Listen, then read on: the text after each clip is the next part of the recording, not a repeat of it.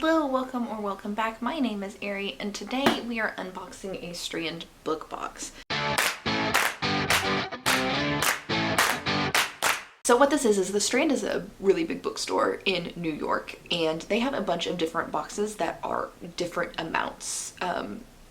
But this one is $50 and it is sci-fi fantasy box, and there's two books in here. One of them's a new release with a signed book plate, and then the other is an older release, and then there's like a snack and a swag item or something like that. This one I mostly get for the books, although I haven't been super successful with the books in the year that I've gotten this. Now, if I'm remembering correctly with the Strand, you get this every quarter, so 4 boxes a year, so one every 3 months, I think. I could be way off on this. I will have the website linked down in the description box below so you can go check it out for yourself. But I think this is my last box. But again, I could be wrong. Right. First peek goes to you, but it's just a red piece of paper. Let's see what we got in here. Alright, the first thing we have in here is pipcorn. So it's cheese balls. I assume this is like the Cheetos balls, which I don't like, so I'm not gonna eat it. But if you like it, you might like that. Next up, I've got the tiniest of tiny book lights. Look how cute that is. Right, it does come with batteries and it does turn on, I think. There we go. I don't know if you can even see that. But you just press this button down here and then this will clip onto your book and you get the cutest, tiniest little book light. Next up, I got a Sips By box. Now, Sips By is a subscription service where you get teas every month. And I actually used to subscribe to this, so this is kind of interesting. And we've got a little tea in here.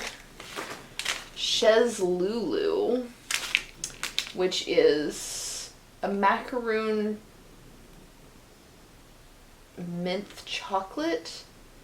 So is it like, yeah, it's mint chocolate macaroon tea, which sounds awful. But the packaging is really pretty. Right? And then you get this, which has disposable tea bags in it. And then the books are the only thing left. So the first thing I have is Dear Cyborgs by Eugene Lim, which I don't know what this is about. In a small Midwestern town, 2 Asian American boys bond over their outcast status and a mutual love of comic books. Meanwhile, in an alternative or perhaps future universe, a team of superheroes ponders modern society during their time off. Between Black Ops missions and rescuing hostages, they swap stories of artistic malaise and muse on the seemingly inescapable grip of market economics.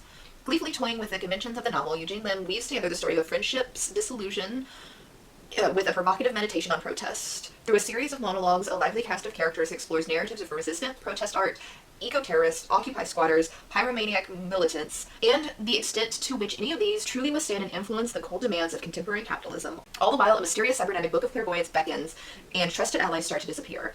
Ambitious and knowing, Dear Cyborgs is a fleet-footed combination of detective pulps, subversive philosophy, and Hollywood chase scenes, unfolding like the composites and revelations of a dream.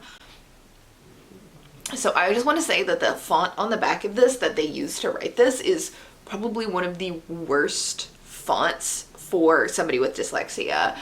All of the letters look exactly the same. It's very, very hard to read. It's more of like a title font or like a headline type of font than just a regular everyday reading font. The font inside the book is fine.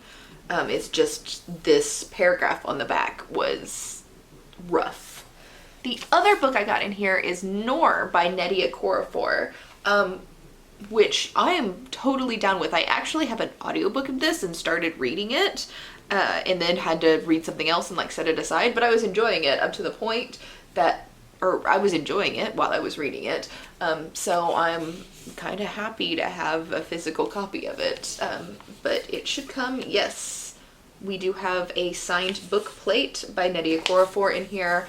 This follows And Wooly, okay, I'm just gonna say straight up, there's no way I'm gonna pronounce this character's name right, but she prefers to be called AO. To her, these initials have always stood for artificial organism. AO has never really felt natural, and that's putting it lightly. Her parents spent most of the days before she was born praying for her peaceful passing, because even in utero, she was wrong. But she lived. Then came the car accident years later that disabled her even further. Yet instead of viewing her strange body the way the world views it, as freakish and natural, even the work of the devil, AO embraces all that she is, a woman with a ton of major and necessary body augmentations, and then one day she goes to her local market and everything goes wrong. Once on the run, she meets a herdsman named DNA, and the race against time across the desert of North Nigeria begins. In a world where all things are streamed, everyone is watching the reckoning of the murderess and the terrorist, and the saga of the wicked woman and madman unfold. This fast-paced, relentless journey of tribe, destiny, body, and the wonderland of technology revels in the fact that the future sometimes isn't so predictable. Expect the unexpected. So, yeah, I'd gotten pretty far. I'd gotten a couple of chapters into this book, and I was very, very interested in it, so I'm kind of excited to own it. But I am going to read both of these books and get back to you here in a second. For you, it'll probably be a couple of weeks for me, and let you know how they were. Alright, so let's start with the main book in this box, which is Noor by Nnedi Okorafor, which I know because it's got a signed book plate in it. So this is the second, maybe third book I've read by Nnedi Okorafor, and she writes very, very short little novellas about weird situations in Nigeria, like weird magical or sci-fi situations happening to women in Nigeria, and they're always futuristic, and usually pretty cool.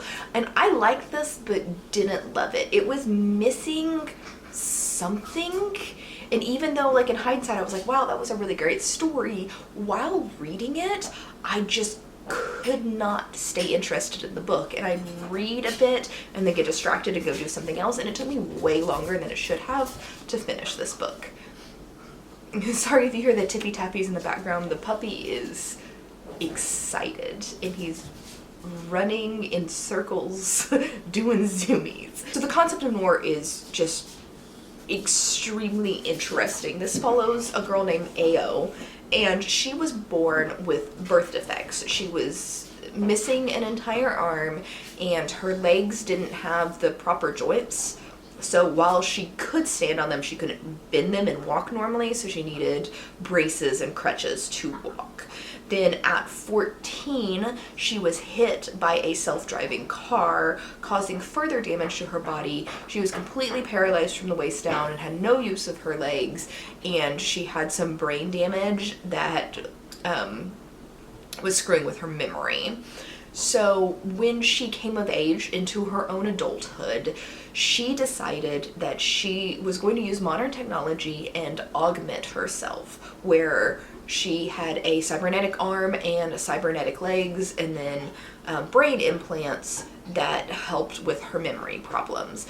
But in a very, very religious Nigeria, these body augmentations were seen as an abomination to God. She was stuck with the choice of being disabled and unable to really care for herself fully, thus reliant on her parents, who had basically told her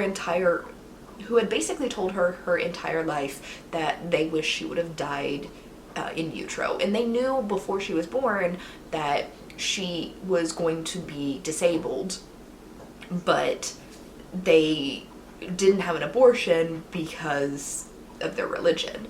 So they had kind of hoped that she would die either in utero or right after she was born. She didn't, and they regretted having to care for her, or she could be completely self-sufficient with her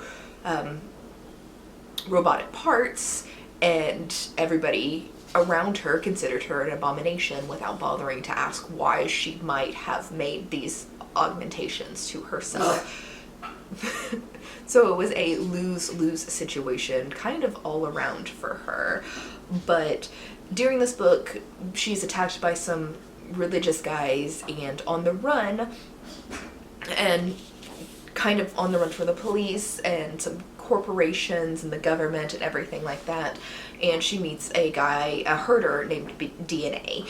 And while she is adventuring with DNA, she discovers that this big Amazon-like corporation that basically controls Nigeria because they're responsible for basically everything that anybody buys, may be behind a lot of things that is destroying society and land and people's livelihoods. And we go on that adventure with her. So we've got the two major plots of the story. We've got the one perspective where it's people forcing their beliefs onto her in sometimes violent ways, and then you have the other perspective of why major corporations are bad for people and bad for the environment, even though they are convenient, and the power of marketing. And it ends up with this like really, really interesting story. But like I said at the beginning of this, for some reason it just could not keep my attention. So while in hindsight I'm like, wow, that was so cool, I really enjoyed that, I ended up giving it a 3 stars just because I know that even though like it was cool, I just had problems concentrating on it. So if that sounds interesting to you, I definitely recommend it. It's definitely a short read, so very easy for you to get through. And I will continue reading Nnedi Okorafor's works because she always has the most interesting premise to her books. So, like that one. The other book that came in here was Dear Cyborgs by Eugene Lim, and I'm just gonna say this straight up, this is not a novel. This is like an art piece.